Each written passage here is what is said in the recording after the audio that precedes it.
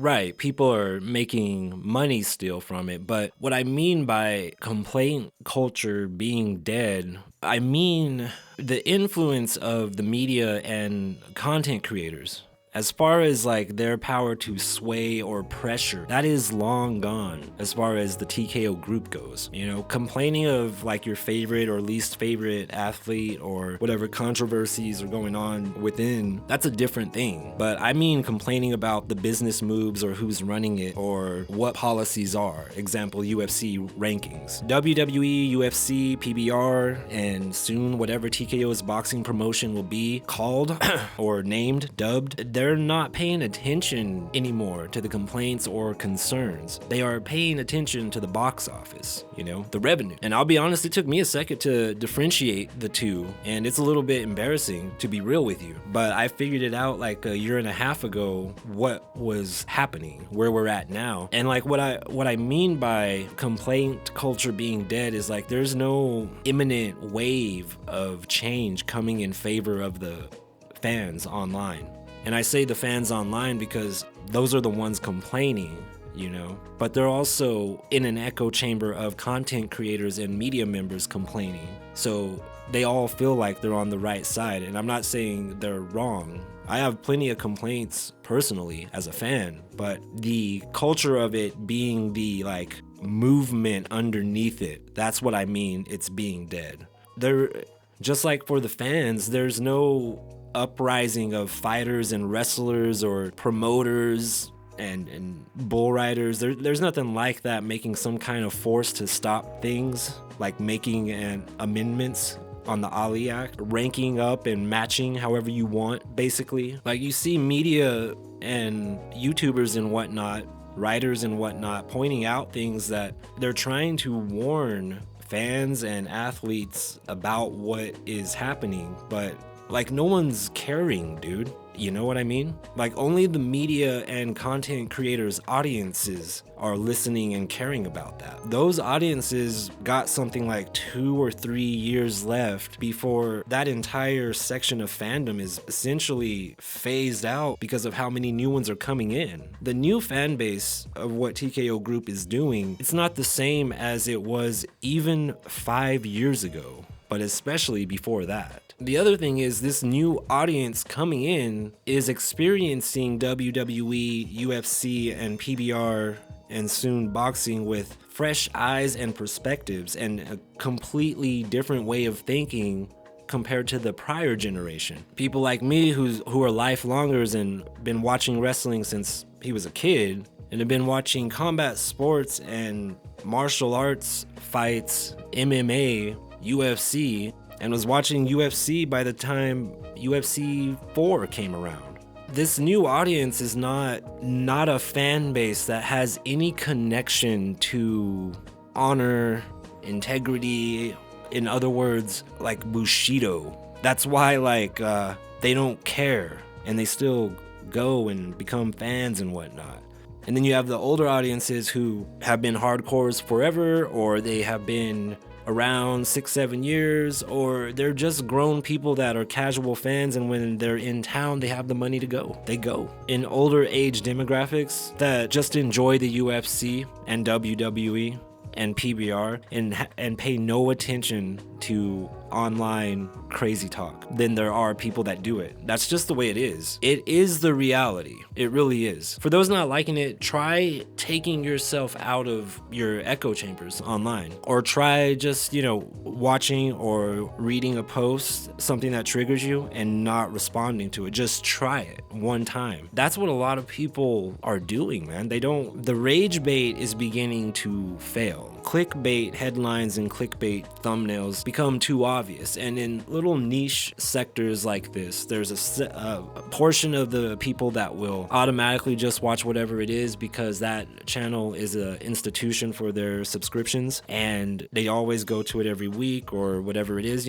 the ones that are like just kind of MMA aggregates. The generation of fans that are doing the most complaining right now have been spoiled, in my opinion. There is a sense of entitlement entitlement and diluted, self-importance with a lot of content creators, media members, and fans. A lot of them think they have some type of like authority or, again, like an influence on what the TKO group does. That may have been true at one point when these companies were not together, and even possibly at the very beginning when the TKO group was official, but it's just not the case anymore. The online fan approval and milquetoast PR is completely irrelevant to what moves the TKO group makes as a company as a whole, or what moves the WWE and the UFC make individually. And like, I don't know how many people are out there like me that genuinely enjoy PBR, WWE, and the UFC, but also genuinely enjoys like watching a ton of movies and gaming and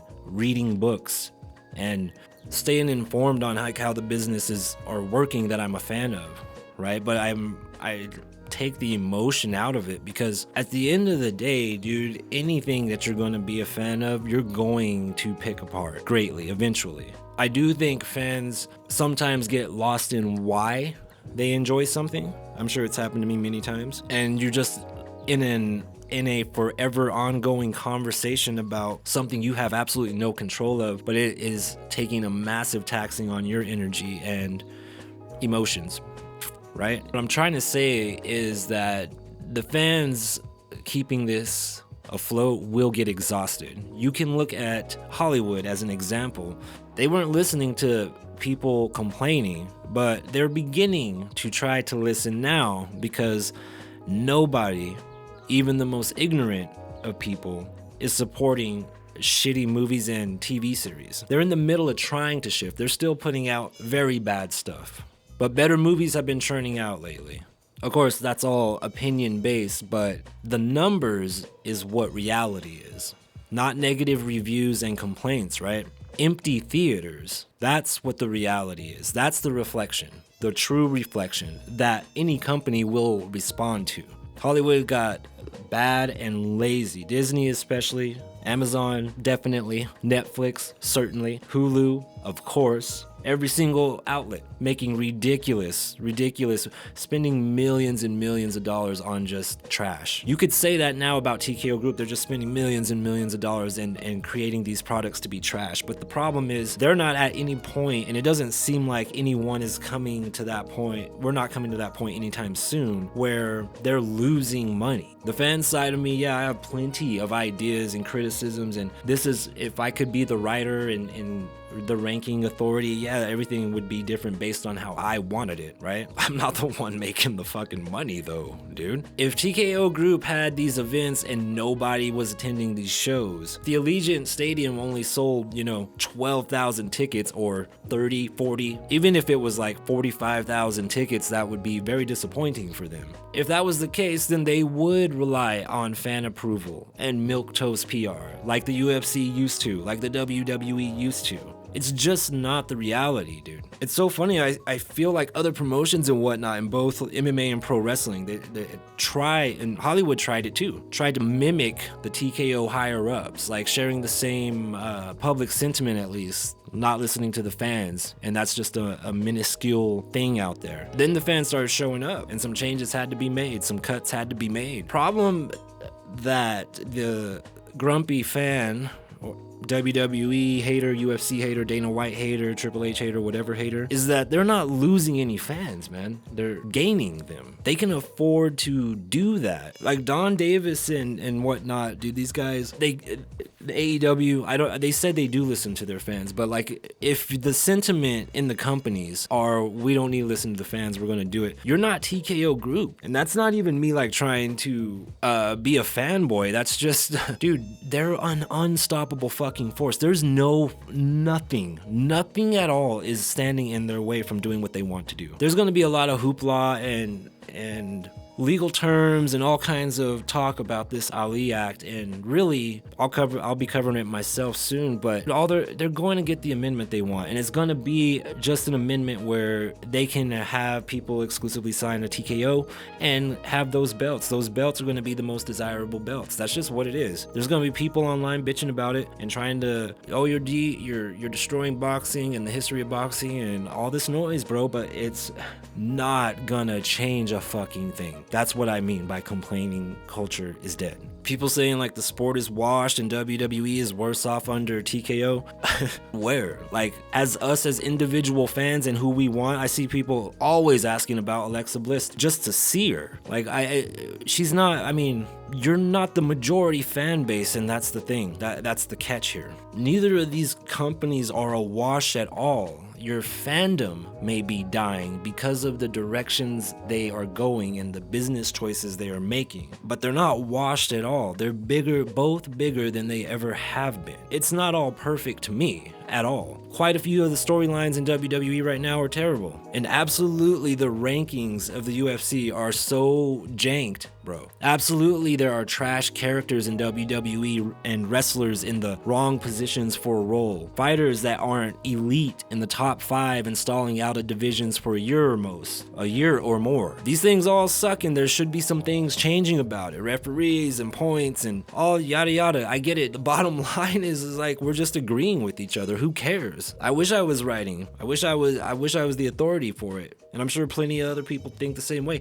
It doesn't even matter in the reality of things, which can be frustrating, but I'm trying to keep expectations tame. And I'm trying to make sure that I'm not getting too deeply involved, because I do have a very hectic life outside of this, a full life. And I'm not gonna like throw any of that away because my favorite fighter didn't get ranked up to be in the title picture. I'm not gonna do that. And you guys shouldn't either. Helps the mind. This fucking company is like the UFO flying in over LA with Will Smith waking up, thinking it's an earthquake. And then he goes outside to see what's really going on. There's no escaping or stopping what they're doing. And I definitely have my complaints, and I have in the past complained. More so I criticize though. I had a phase of complaining on business moves. That was long ago. That's not gonna happen anymore.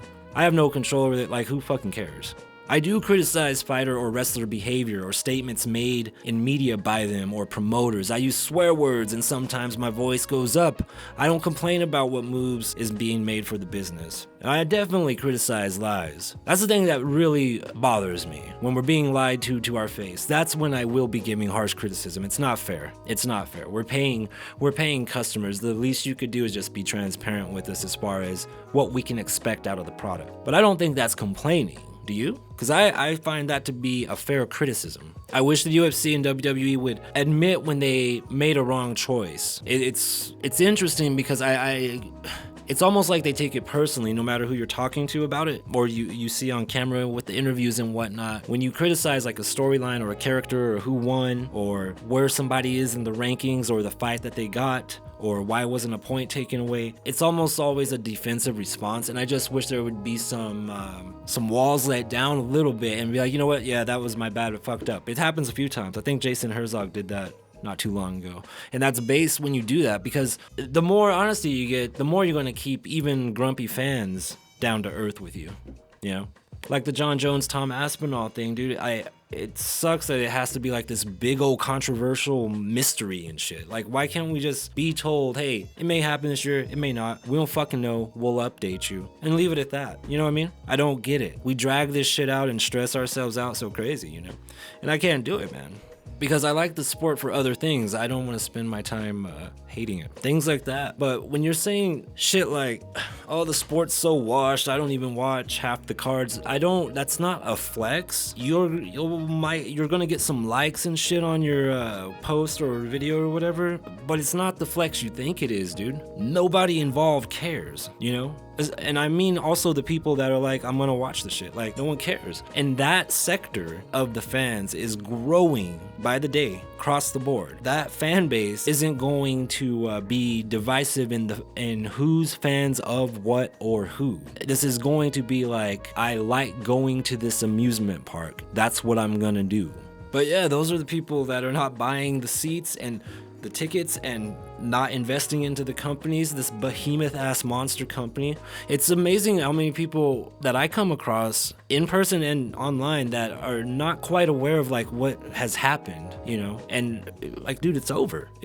There's going to be grumbles. There's going to be people trying to press back. They're all going to fail. The TKO group is built of companies that have been around longer than all these other companies 3 times over. combined. It's ridiculous. And if media members and content creators already know that complaining does nothing, then they're complaining just for money, and that's fine. That's not the problem. And I'm not saying people that complain are babies either. There's also a thing called toxic positivity, where nothing is wrong.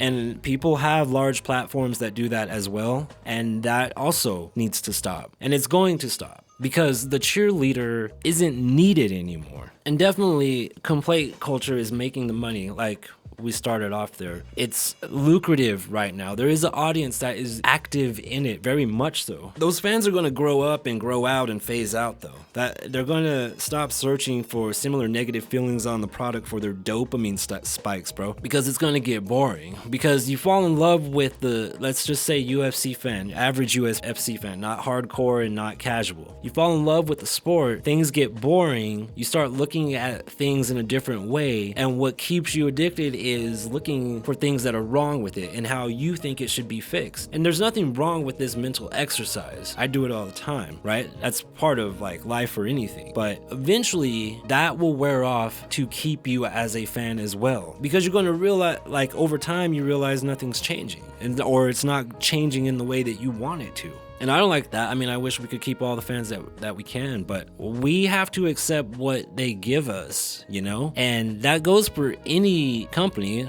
But the thing is, man, they don't need to listen to us to make adjustments. It's only them. Every player in this game that has skin and also the money, they're on the same team, bro. There's nobody that is going to stop them. I think the rankings right now in the UFC, they got a little janked up. People got real mad about Yair and Mospar, dude. Again, it's not going to change anything, but I believe they're either using the meta AI testing right now or the human judges, the ghost judges, the media members, so-called media members that do the rankings right now. They're trying to think what AI would do, or they got the algorithm of what AI is going to do.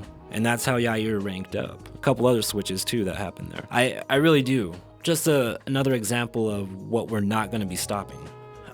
But think about if you came into the UFC or WWE as a fan in 2017, bro, that's 8 years ago. Most of those people are not fans anymore the way they were 2017, 2018, 2019. Think about fans that came in last year. Dude, a 17-year-old today that likes WWE and or the UFC or the PBR is completely lost in is completely unaware of the complaints online. Couldn't care less, especially if they can afford to go to the events. Now imagine in 2029 and that 17-year-old is 21. That dominant demographic, bro, is going to be completely different. That's why I say it's about 2 or 3 years left for complaint culture, bro. It's wild when I see someone like say they reference WWE in MMA land or NBA land, NFL land, and it's like instant backlash with like insults. You're soft, you're a baby, like all this weird shit. That should be the evidence that the online shit is just the minority. It doesn't matter.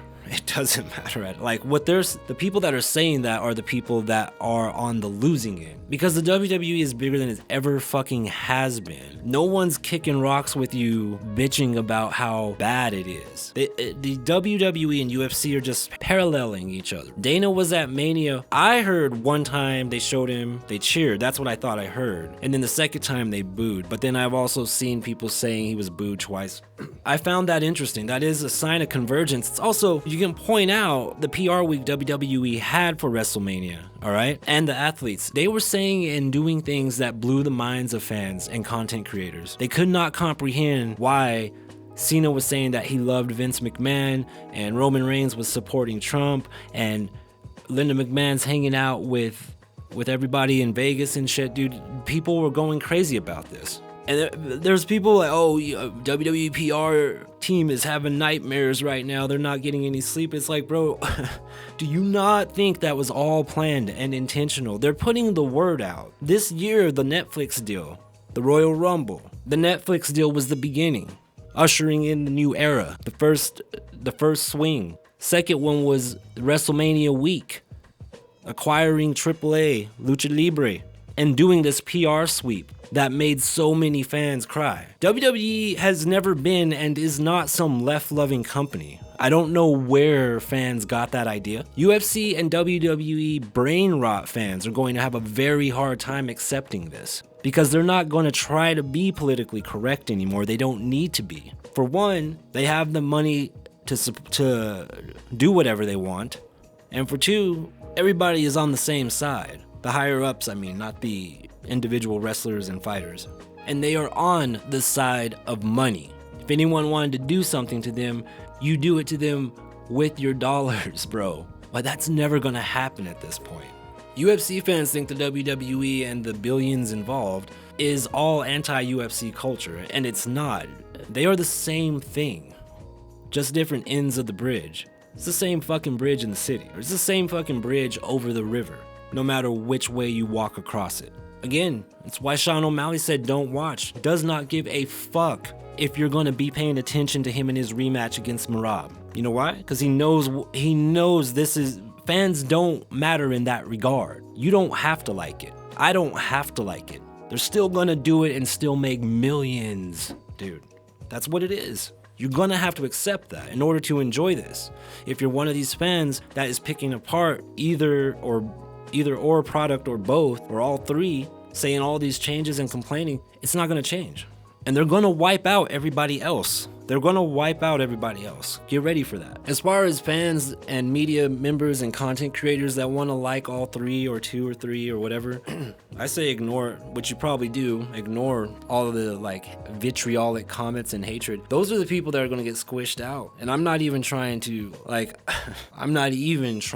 be negative or a hater, but this is going to be an overwhelming wave of new fans within the next 2 to 5 years. All of this will be unrecognizable. I hope that explains a little better, but thank you for reading the article, and we'll clip this and put this on the YouTube has an expansion of it. Hey, I'm not surprised, motherfuckers.